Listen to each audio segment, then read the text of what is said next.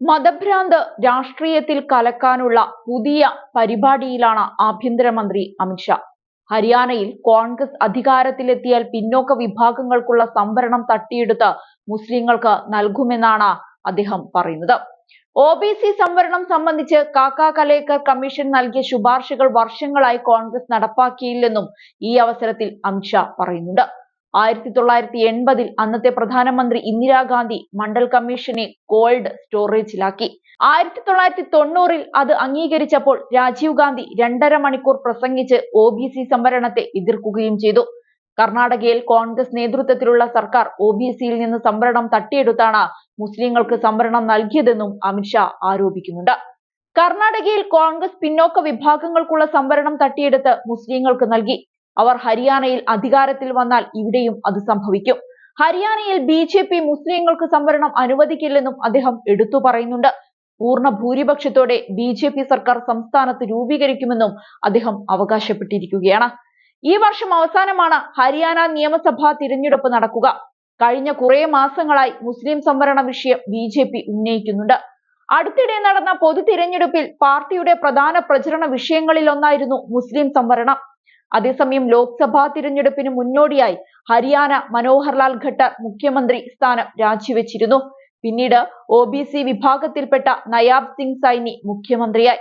നയാബ് സിംഗ് സൈനിയുടെ നേതൃത്വത്തിലുള്ള സർക്കാർ അടുത്തിടെ OBCകളുടെ ക്രീമി ലെയർ വാർഷിക വരുമാന പരിധി 6 ലക്ഷത്തിൽ നിന്ന് 8 ലക്ഷമായി വർദ്ധിപ്പിച്ചതായി അമിത്ഷാ പറയുന്നുണ്ട്. കോൺഗ്രസ് നേതാവും മുൻ ഹരിയാന മുഖ്യമന്ത്രിയുമായ ഭൂപീന്ദർ സിംഗ് ഹൂഡയെയും അദ്ദേഹം രൂക്ഷമായി വിമർശിച്ചു.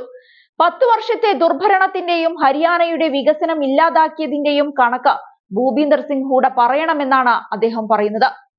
തിരഞ്ഞെടുപ്പ് വരുമ്പോൾ ഭൂപീന്ദർ സിംഗ് ഹൂഡ OBC എന്ന് ജപിക്കാൻ തുടങ്ങും. രാജീവ് ഗാന്ധിയാണ് OBC സംവരണത്തെ എതിർത്തത്.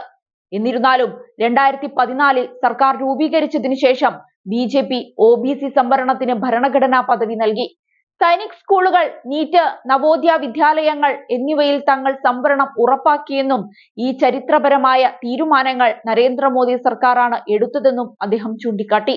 സത്യത്തിൽ വർഗീയ കലാപം ആളിക്കത്തിയ ഹരിയാനയിൽ വർഗീയ പരാമർശം നടത്തി തിരഞ്ഞെടുപ്പ് പ്രചരണം ആരംഭിച്ചിരിക്കുകയാണ് അമിത്ഷാ.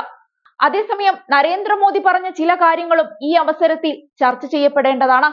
അദ്ദേഹം അന്ന് പറഞ്ഞത് ഇങ്ങനെയായിരുന്നു: കോൺഗ്രസ് അവരുടെ പ്രകടന പത്രികയിൽ പറയുന്നതനുസരിച്ച് നമ്മുടെ അമ്മമാരുടെയും പെങ്ങൾമാരുടെയും കൈവശമുള്ള സ്വർണം അവരെടുത്ത് നേരത്തെ പറഞ്ഞതുപോലെ വിതരണം ചെയ്യും. രാജ്യത്തിന്റെ സമ്പത്തിനു മുകളിൽ ഏറ്റവും കൂടുതൽ അവകാശമുള്ളത് മുസ്ലിങ്ങൾക്കാണെന്ന് പറഞ്ഞത് മൻമോഹൻ സിംഗ് സർക്കാരാണ്. ഈ അർബൻ നക്സൽ ചിന്താഗതികൾ നമ്മുടെ അമ്മമാരുടെയും പെങ്ങന്മാരുടെയും താലിമാലകൾ പോലും ബാക്കി വയ്ക്കില്ല എന്ന് നരേന്ദ്രമോദി പറഞ്ഞത് ഈ അവസരത്തിൽ ഓർത്തുപോകുന്നു. ഒരു കലാപത്തിനുള്ള തിരികൊളുത്തുകയാണിവിടെ പ്രമുഖർ.